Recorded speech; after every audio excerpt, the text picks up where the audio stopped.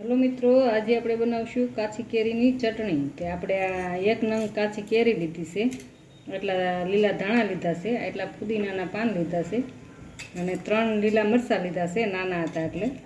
તમારે જેટલું તીખું પસંદ હોય એટલા લેવાના. હવે આપણે મિક્સરમાં ચટણી કરી નાખીશું. આપણે આમાં કેરીની કટકી નાખી દેવું.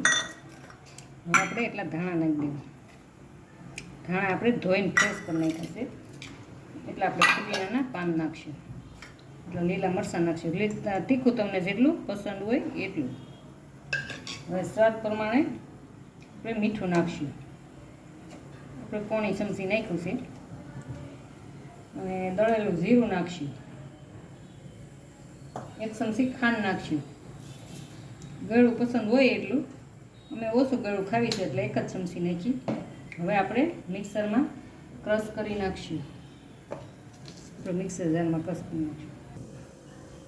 આપણે મિક્સરમાં ક્રશ થઈ ગઈ છે. જો કેટલી સરસ ક્રશ થઈ છે. આપણે હાવ નહીં ક્રશ કરી નાખવાની, થોડીક કચરી રાખવાની. એટલી આવી કાચ કરો ને તો કટકી વાળી તો બહુ સરસ સ્વાદ આવે છે.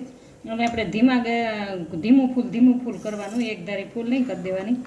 જો આપણી ચટણી કેટલી મસ્ત બનીને તૈયાર થઈ ગઈ. જોતાં જ ખાવાનું મન થાય એવી. પસંદ આવે તો શેર કરજો, લાઈક કરજો અને સબસ્ક્રાઈબ કરજો. હવે આપણે ચટણી સર્વ કરી દઈએ. આમાં